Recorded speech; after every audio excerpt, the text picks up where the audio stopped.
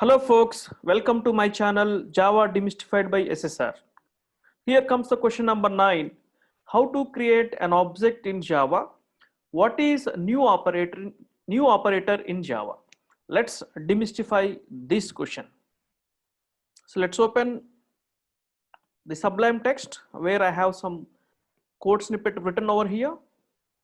So if you see here, I have a public class test and I have some instance member int a equal to 40. So I have initialized it, and now I would like to print this here in my main method system.out.println. And we have seen this in earlier discussions also. If you try to print this particular a, it's not possible, right? So we will be getting a compile time error. So what is the error that we are going to get? You can actually guess actually. So here a is instance member, which is non-static, and then we are actually accessing this a in a static context because main is a static method. So let me compile this. So if I compile now, actually I can see an error javac test.java. You can see the error non-static variable a cannot be referenced from a static context, and we have an error at this particular system.out.println a, right? Yeah, so how to get rid of this particular error? Okay, so one option actually is to make this int a as static, but we know in real world we cannot find all the data as static, only some of the data will be static, right? So now we can actually access that particular a from main using indirect mechanism. What is the indirect mechanism? Is by creating an object. Okay, so non-static members cannot be accessed from static context, but you can actually create objects of this particular class, and through object we can actually access this particular instance member. This is what actually happening in object oriented programming in Java, because the in Java the program execution starts with the main method, and main method is a static method. So every time you have this problem actually, because you have the data as non-static and only few of the data as static, and you need to start your program execution with main method, and how do you access them? So you must require an object to do that actually. So now how to create an object? That is the question which was presented over here. So in order to create an object, we require a new operator. The syntax is like this: new, and we need to create an object of this test class, right? So new test. Okay, so test followed by parenthesis is actually a test constructor. So this is the default constructor. Test constructor is the a default constructor. So did we write the constructor? No. But what actually this constructor will be called? So how actually this constructor will be called? So we will understand that because the compiler will provide us the default constructor. Let me show you that one also. So whenever you say new test, this default constructor which is supplied by the compiler is going to get executed, and any instance members are there, they are initially will be assigned with the default values, and we have understood the default values of primitive data types and reference types. Then if any initializations are available, just like here a equal to 40, so those initializations will be taken care as part of the construction of the object. So when you construct this object, so you want to again go back to this object. That means object is constructed and you are having the data over there, but you want to go to that particular address or that particular object's place, and you want to get those values back. So in order to do that, you have to have a reference to that particular object. So we have to create a reference. Okay, so because the object is of type test, so your reference should also be of type test. For example, here some test obj, the obj is of type test, and which is actually referring to this particular object that is created.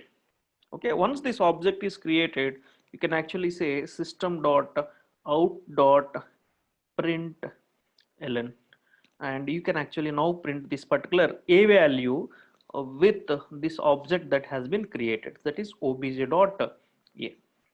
Okay, so this is how we can actually access non-static members from the main method, because it is required. The reason behind that is your program execution for any Java application starts with a main which is static, right? So let me save this, and let me compile and show you Java C test.java. So if you see here, it is successfully compiled, and you want to see the Java bytecodes. I just want to make one point here, Java P test. So if you see here the bytecodes, we have int a and we have public test. So this public test actually, whatever this public test here given, right? So this public test actually is a default constructor supplied by, this is the default constructor supplied by compiler. Okay, what is this? This public test is the default constructor supplied by the compiler. Okay, so that's why whenever I am saying a new test, whenever I am saying new text, this new test is going to get um this new test is going to get invoked. That means the test construct is going to get invoked, and some codes of this test are going to get executed, because this test default constructor is actually supplied by the compiler. Okay, so in creation of an object, okay, in during the creation of an object, a constructor is going to get invoked implicitly, and the constructor is going to construct the instance members of that particular class, and it is going to return some reference back. That reference one has to catch with the class type, or it's a super type. That is the theory actually behind this particular new followed by the constructor. Okay, so now let me run this Java test. When we run, we can actually see the value of a is going to be 40, right? So system.out.println obj.a, that is 40, got printed actually. Okay, this is how we can actually access a non-static members from the static context. Okay, so directly we cannot access from the static context, but with the help of objects we can do that. Okay, so now let me change this particular thing with um, some addition of code actually. So what I'm doing here is, instead of accessing this as a member, I'm going to write a method over here. So void disp. Disp method is a display method, and this display method contains the code to display this particular value a. Okay, I'm just saying system.out.println a. So a class actually contains data members and method members. So I have one data member, that is a, and the one method member, that is disp, which is actually printing a. So here, because data member is non-static and method is also non-static, the methods can actually, non-static methods can actually access both static as well as non-static members. But when main is invoked, okay, you cannot actually call directly non-static methods or members, only static or allowed, right? So you can actually do that with the help of object. So now we have created an object test obj equal to new test, and system.out.println is not required now, because that printing part actually we have embedded in this particular disp method itself. Just we need to invoke that particular method disp, disp. Okay, so obj.disp method actually we are invoking, so that what happens, the disp method, even though it is non-static, because it is called through the object, it is allowed actually, so it is going to print the value of a. Okay, so let me save this and also compile. Yeah. So Java C test.java and Java test. Now we can see the value as 40, right? But background, what is actually happening in the background? That is very, very important. So let me tell you about that background processing. Okay. So I will use this annotation over here. Yeah. So whenever this test.java, the source file is given for the compiler is translating it to the bytecodes, right? So test.dot class file is getting generated, and that is platform independent code. Okay. Then in the next statement, whenever I am saying Java space test, now this test dot class, the bytecodes are now getting loaded. That is the first thing that is going to happen at the runtime, right? So now you have something called class area. So this is the class area. This is called class area, or we can also say the method area. Yeah, we understood this already. Yeah, now what happens? The test.class file, the test.class information is going to get allocated in this class area. So what is all will be available here in the class area? If at all, if you see, you have the details of the class test, its parent class. Of course, object class is the superclass of all Java classes. Then the methods which are available. What are the methods available? So you have the test default constructor that is available, because the compiler is applying you the test default constructor and its bytecodes, right? So you have the test default constructor and its bytecodes, and we have other method called disp method and its bytecodes, and we have this main method and its bytecodes, right? So we don't have any static data in this particular class. So I have a which is an instance, so this is not going to get stored in the class area. So this is the class information actually. So classes and its super classes, implemented interfaces of course we don't have any interface, and then this class is having three methods. Strictly speaking, two methods. One is disp method, another is main method, but one special method supplied by the compiler, that is the constructor. So this constructor is supplied over here. So constructor name is same as the class name, right? So that we actually take up in the next question. So this is the class area and all these things got loaded. So that is the first thing that is going to happen. Okay. So then once the class is loaded, what is actually the next thing? Interpretation. Okay, so interpretation. So during the interpretation, what happens? The main method is invoked. Okay, the main is called Java space test. That is nothing but test dot main. Once the test class is loaded, now the main method is invoked. Because main is a method, what happens? A main stack is going to get created. So this is my main stack that is going to get created over here, right? So this is my main stack. Okay, so we can also say this as a main thread. By default, the main method acts as the main threads. That's why whenever some exception occurs, runtime exception occurs, we will see exception in thread main. That means the um, main method acts as a thread actually. Okay, so a stack is going to get created. Fine. And so any local variables here, actually we have a local variable args. Args is a local variable, but if any command line arguments are passed, actually those are going to get stored in the string array. Otherwise here we have one local variable obj. Okay, of course args is also local variable. Now here the point of interest obj is a local variable which is of type test, right? So in stack what happens here, we will have this particular obj get allocated in this particular stack, right? So what is this obj? This is the a local variable which is a reference variable, and the type of this variable is test.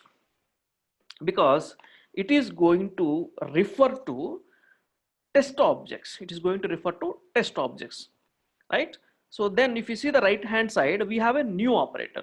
So whenever this new operator is encountered, it always referring to, it is always referring to the heap area. The new operator in Java refers to heap area and allocates space for object.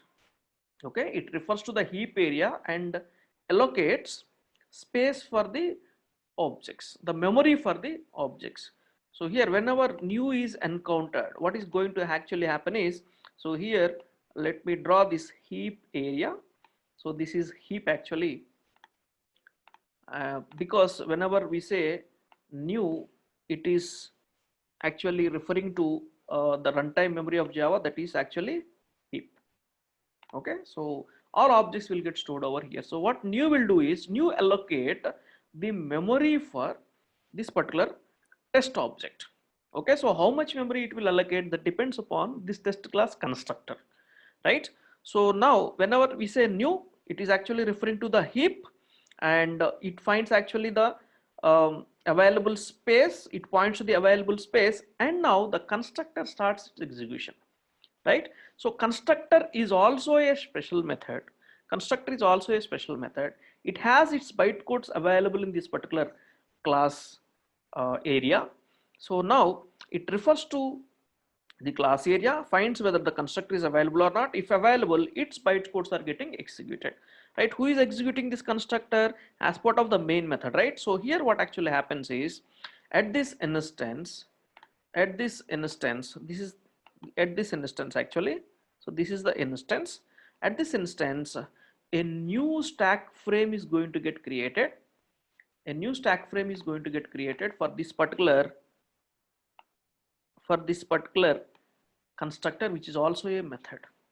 Okay, so as part of the bytecode execution, what constructor will do is, the primary responsibility of the constructor is to construct the instance values of an object, right? So constructor finds there is actually one instance variable, and whose name is actually a. Okay, so this constructor will construct this object here. Good. Okay, so whenever constructor is invoked, its primary responsibility is to construct the object actually. So what it will do is, it is going to construct the object in the heap actually. So this is the object. Okay, so what it will do here, yeah, so it has an instance variable that is a. Initially it is assigned with its default value that equals to 0, because integer default value is 0.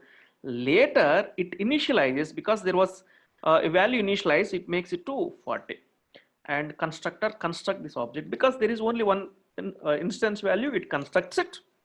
Okay, and at the end of the construction, it returns the reference. That reference is nothing but the address of this object. But in Java we don't have pointers, so that address is actually a transformed address. That means that address is actually insulated, and a hash code value. Okay, so here the new term actually I'm introducing, a hash code. So the transformed address actually is called a hash code. That hash code value is returned, okay, at the end of the constructor, because it is also a method, right? Every method has to return something back. So here a constructor will return a reference back, that is nothing but the hash code. So are we catching that reference? Yes. So we have obj, which is available in the stack, which is actually going to now contain that hash code value, which is returned by this particular constructor. So when test constructor is executed, what actually happens? An object is created, and all the instance members are allocated with their default values initially and their initialized values later. If any codes are there as part of the constructor, those are also getting executed, but here it is a default constructor. There will be no any other business logic available in the default constructor, which is provided by the compiler. Okay, and finally the constructor returns the reference back, because the object is of type test. Only the reference should be a valid reference. That means its type should be test, otherwise any of it's a superclass. So that is the Java rule actually, right? So this is what actually going to happen at this. When this is done, when this test constructor constructed and returned the reference, now this particular stack, because constructor is done, the bytecodes are done, so this particular stack frame no more exists actually. Okay, so this will get erased off. This will get erased off. Okay, and the next statement that is going to get executed is obj.dsp. So that means the disp method now is called actually. Do we have the disp method? Yes, disp method is available and its bytecodes also available. Okay, what are the bytecodes actually? So that means at this point what actually happens here, at this point what actually happens, now a disp method is called. So disp is also a method. For this disp also a sub a stack frame has to get created, right? So here we will have a stack frame that is created for this particular disp method, and disp method has no local variables, otherwise they will get allocated over here in the stack frame. And here there is just a statement to push this particular value A to the console device, that is this monitor actually, right? We understood what is system.out.println earlier, right? So now this uh, A actually will get printed from this object because this method is called by obj, right? So through obj it goes to this particular object and the value of A is actually printed. Okay, when the disp method is done, the value of A is going to get printed and we can see actually as we can see the outcome in our monitor, right, at the command line. So when this disp is also done, what actually happens is this particular stack frame is also get erased off because the method is already done, right? And in the next statement, so by that time what has happened, value of A got printed, so our purpose has been solved. So now the main is getting closed. So here whenever this brace actually, whenever this particular end brace of this main is encountered, the main method also will get erased off. Since it is erased off, the connection to this object will go off, right? So the obj will no more exist, so object is no more referenced. So here this object will become unreferenced. Any unreferenced object in Java is a garbage. So this object actually becomes as a garbage now, right? Next step, what actually happens, this end brace will encounter. So this end brace is actually for a class, right? Whenever the class end is reached, okay, so the class memory will get unloaded. That means the class memory will get erased off. The class is done, the class memory will get erased off, otherwise it is unloaded. So we don't have any class information, any byte codes of the methods or any static members or constants, right? So this is also got erased off. Okay, and we are done, so our program is also over. But what is left in the heap? Okay, so heap actually we have unreferenced objects actually called garbage in Java. So we have a garbage collector as part of JVM. This garbage collector will come and it will collect or it will free all unreferenced objects. Okay, so that's what actually happens uh, in the background for this particular program. Okay, so here the points to be addressed as part of the question is, whenever new operator is encountered, the new dynamically allocates memory in the heap. Okay, so in Java the memory is allocated dynamically only except constants. So new allocates memory in the heap area for the object, and the object will get constructed by the constructor. Okay, here I have not written any constructor, but the constructor is supplied by the compiler. But the primary responsibility of a constructor actually is to construct all the instance members of the class. So here I have one instance member and that is going to get constructed over here. Okay, so this is how an object is going to get this is how the object is going to get created. Okay, so the question asked is how an object is created in Java and what is the new operator. Okay, we have actually understood the concept behind that, right? Yeah, so now let me clear all these drawings and let me go back to my presentation where I can give you some more details of this particular topic.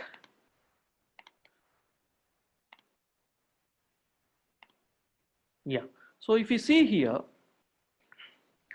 how we can create objects means we'll be having the references of those class types. For example, I want to create a person object. I require a reference of person type or its super type. I want to create a string object. I want a reference of that string type. So here if you see person p equal to new person, so person object is created which is referred by p. So P is not the object, P is a reference variable to the person object. For a person class, only person objects are going to get created. And S actually is a reference variable which is pointing to the string object which is actually India, right? The new keyword is used to allocate memory at runtime. So this we have understood already, right? So let me actually go to the next slide. Here I have a program. Of course, we have seen a program with the person test class. Here let us see some workable class actually, that is student. A student has roll number and name, and there is a method to set the roll number and name actually. So it uses local variables, and these local variables are getting assigned to my instance members. This is how we are setting a student. And there is a display method, that is display information, where we are printing the roll number and name. Okay, so this is the business of this particular student class. Then we require a main method, because program execution should start from the main, and we are writing this main in student itself, so student class will be executable class now. So here student s1 equal to new student. So the student constructor we have not written, so here the compiler only supplies us this default constructor, right? In this case what happens, student object is going to get created, and s1 is a local variable which is referring to that particular object, and s2 also referring to another student object which is created in the heap, and both s1 and s2 will be in stacks, right? And now whenever we call insert record method, this triple1 and current are getting assigned to the object referred by s1. That means the first object will have roll number and name uh, respectively as triple one and current, and s2 dot insert record, so the second object actually will be having the values triple two and rn. Whenever we say s1 dot display information, we will be getting triple one and current, because through s1 we can actually reach to the first object, and s2 dot display information we can reach to the second object, and we can actually print roll number and name. So what actually happens in the background, we have seen already, and this is once again illustrated here in the slide. You can see actually in the stack memory we have two local variables as part of main stack, and s1 is referring to a student object whose values are triple one and current. S2 is referring to the other object whose values are triple two and rn. When the constructor is constructing the object, it construct initially with the default values. So id equal to 0 and name equal to null, because name is of type string, right? And then when the insert record method is called, and these values are assigned to these objects, okay, through the references. This is actually going to happen, right? So if this link is broken, if there is no s1 or there is no s2, even an object can be created like this. New student, an object is going to get created. New student, other object is also going to create. If you're not catching the reference, these objects we call in that case as anonymous objects. So anonymous objects are the objects which are actually having no references. Okay, so as I told you earlier, the syntax for creation of object is just like this. What is the syntax for creation of object? Just you need to say new and that particular constructor. Actually, for example, I am going to create a person object. I need to say person. So this is the syntax for creating an object. Okay, it is up to you whether to catch the reference back or not.